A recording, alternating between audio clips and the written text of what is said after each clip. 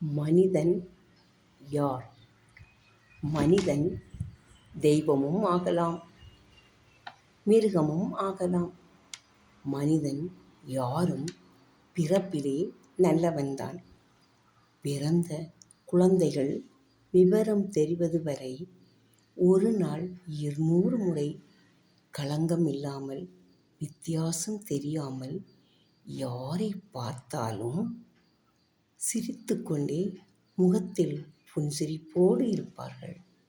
இப்படிப்பட்ட குழந்தைகள் ஆணாக இருந்தாலும் சரி, பெண்ணாக இருந்தாலும் சரி, வளர வளர ஏன் குணங்களில் வேறுபடுகின்றார்கள்?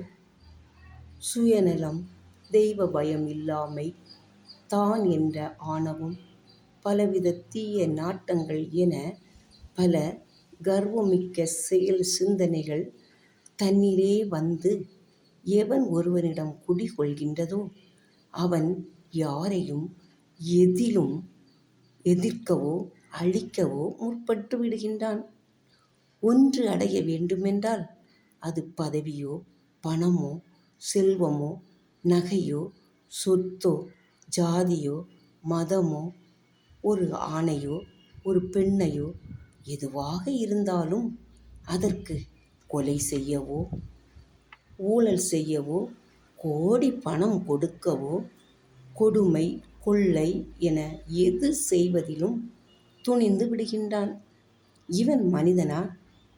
இப்படித்தான் இன்று உலகம், சமுதாயம், குடும்பம், தனி மனிதன், ஏன் பொதுநல அரசியல்வாதிகளும், சமுதாய சீர்திருத்தவாதிகளும், சமய மத போதகர்களும் தனது வாழ்க்கையை பொது வாழ்க்கையோ, குடும்ப வாழ்க்கைக்கு அர்ப்பணித்தவர்களோ யாராக இருந்தாலும் தான் உயர சில ஜாதி, மதம் என்ற யுக்திகளை கூட பயன்படுத்தி கொண்டு பிறர் முன் பல வேஷங்களை போட்டு பிறரை பேச்சிலும் செயலிலும் மயக்கி பாழ்கிணற்றில் தள்ளி எழும்ப முடியாமலும் ஆக்கிவிட்டு மிரட்டியும் கொடுமையும் பலாத்காரமும் செய்து கொண்டு வாழ்கின்றார்கள்.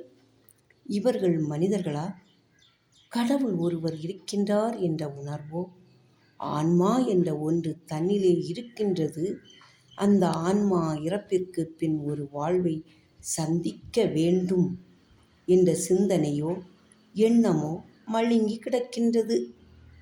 இன்றும் மனித சமுதாயத்தில் இவர்கள் எல்லாம் மனிதர்களா? அன்று வாழ்ந்த அண்ணா, பெரியார், அம்பேத்கர், காமராஜர், அப்துல் கலாம், பாரதியார் போன்ற நல்ல மனிதர்களை இன்று இல்லாத போது போற்றுகின்றது இன்றைய உலகம். அன்று அவர்களை நிம்மதியாக வாழவிட்டார்களா? இப்படிப்பட்ட நல்ல உள்ளங்கள் இன்றும் சமுதாயத்தில் வாழ்ந்து கொண்டுதான் இருக்கின்றார்கள். அவர்களை இன்று பலர் விலை பேசுகின்றார்கள். அவர்களை அழிக்கவும் முற்படுகின்றார்கள். அவர்களை வீண் பழியும் சுமத்துகின்றார்கள்.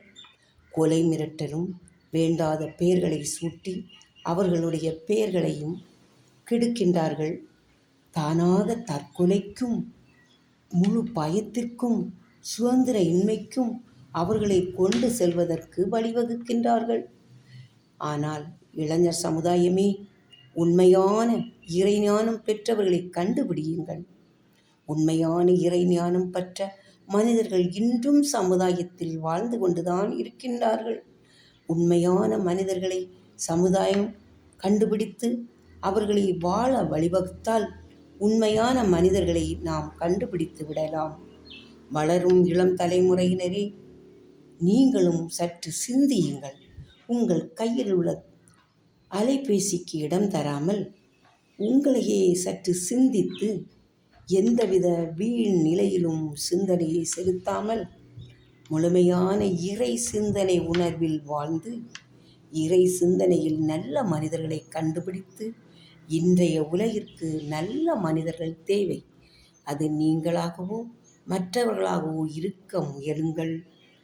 இளம் தலைமுறையினரே, உங்களை சற்று சிந்தியுங்கள். இன்றைய உலகம் இருக்கும் நிலைமையில் நீங்கள் நல்ல முறையில் சிந்தித்து சிந்தனை ஓட்டத்தில் நல்லவர்களை கண்டுபிடித்து நல்ல மனிதர்கள் யார் என காணுங்கள். வாழ்க இளம் சமுதாயத்தினரே, வளர்க மாண்புமிக்க மனிதர்கள்.